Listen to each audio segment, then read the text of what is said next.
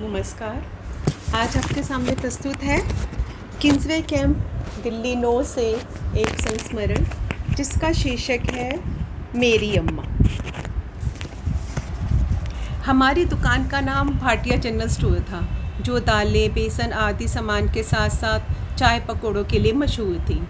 पुदीने की ताज़ी हरी चटनी के साथ आलू वाले ब्रेड पकौड़े की धूम काफ़ी दूर तक थी। तब मिक्सी तो होती नहीं थी, पत्थर के दबरी डंडे में चटनी पीसी जाती थी, जिसमें बहुत मेहनत लगती थी। चाय पकौड़ों की वजह से बर्तन भी खूब जूठे होते थे। तिस पर उस समय घरों में नल नहीं हुआ करते थे। मेरी मम्मी दूर से पानी भरकर लाया करती, दोनों हाथों में बाल्टी और सिर पर पीतल की पानी से भरी गागर। सोच कर ही सिहर जाती हूँ कि वह उठाती कैसे होंगी। दुकान के साथ साथ पापा जी जल्दसाजी का काम भी किया करते थे, जिसमें मम्मी भी पापा जी के साथ कंधे से कंधा मिलाकर साथ देती। मेरे पापा जी बुक बाइंडिंग का सामान लेने बाजार जाते तो नए कॉमिक्स और नावल भी लेकर आते, जिन्हें किराए पर दिया जाता। आज भी पुराने लोग हमें इसी नाम से ही पहचानते हैं। अच्छा, आप भाटिया जी की लड़की हो? अरे, उनकी दुकान से तो बहुत नावल लेकर पढ़े हमने। सच्ची बड़ी खुशी होती है उस समय संयुक्त परिवार हुआ करते थे, जिसमें दादी, चाचा जी, मम्मी पापा और हम 5 भाई बहनों के साथ छोटे मामा जी। नाना नानी ना होने के कारण छोटे मामा हमारे साथ ही रहा करते थे और पढ़ाई के साथ साथ जल्दसाजी में हाथ भी बटाया करते थे। दादी को मिलने आने वालों का अक्सर तांता लगा रहता था और मेरी माँ सारा दिन काम में लगी रहती।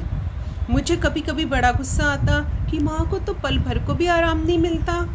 मेरे पापा जी स्कूल में नौकरी करते थे, दोपहर तक की नौकरी, फिर दुकानदारी, फिर बुक बाइंडिंग, बाज़ार से सामान लाना और सारा दिन काम में लगे रहना। इतनी मेहनत की उन्होंने।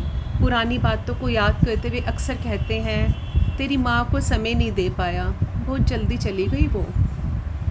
जब माँ चली गई तो सारी दुनिया रुक गई जैसे।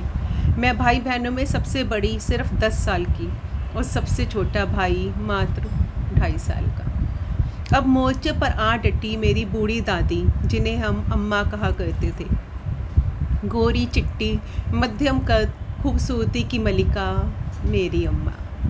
अब हम सभी के ढेर सारे कपड़े धोना।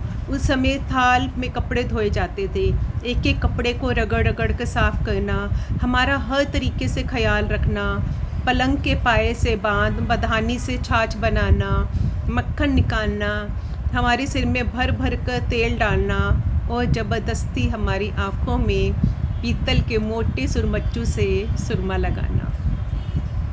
हर काम में मैं अम्मा की मदद करती। 4 पहिए पर गेहूँ धोकर सुखाना, कोयले की केरी के गोले बनाना, आंगन में लगी अंगूर की बेल पर काले मोटे मोटे अंगूर आने पर पकने तक उन्हें कपड़े से बांध कर रखना, बर्तन धोना, भाई बहनों की देखभाल करना। पता ही नहीं चला कि कब नन्ही सी बालिका अपना बचपन भूल छोटे भाई बहनों की माँ बन गई। मेरी अम्मा ने बहुत साथ दिया हमारा। कड़ी नज़र रखती थी वो हम पर। पढ़ी लिखी नहीं थी, फिर भी अक्सर हमारी कॉपी किताबें चेक किया करती कि इसमें कोई लव लेटर तो नहीं है। बाहर बन्नी पर तो बिल्कुल नहीं खड़े होने देती थी, ताकि हम इधर उधर ना देखें और ना ही कोई हमें देखे। पूरे दिन का हाल हवाल पूछती। कोई सहेली आती तो छुप छुप कर हमारी बातें सुना करती। उन्हें सदा हमारी चिंता रहती कि बिन माँ की बेटियाँ बिगड़ ना जाएं। कई बरस पहले 14 फरवरी वाले दिन, जिस दिन वैलेंटाइन होता है, उस दिन मेरी अम्मा 102 साल की उम्र में भगवान के पास चली गई। वो तो अभी भी नहीं जाना चाहती थी, अभी भी हमारे साथ जीना चाहती थी। सच बताऊं तो मम्मी के जाने के समय हम भाई बहन बहुत छोटे थे।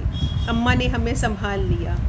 अब अम्मा के जाने के बाद संभलना थोड़ा मुश्किल लग रहा है। मम्मी के जाने के बाद पापा जी ने खुद को हमारे पालन पोषण और अम्मा की सेवा में पूर्ण समर्पित कर दिया। अम्मा पापा जी के हर सुख दुख की साथी थी, एक कर्मठ और जुझारू महिला। उनके बारे में संस्मरण तो क्या उपन्यास लिखा जा सकता है। आशा है ये संस्मरण आपको पसंद आया होगा। जल्दी ही मिलूंगी अपने अगले संस्मरण के साथ। तब तक नमस्ते।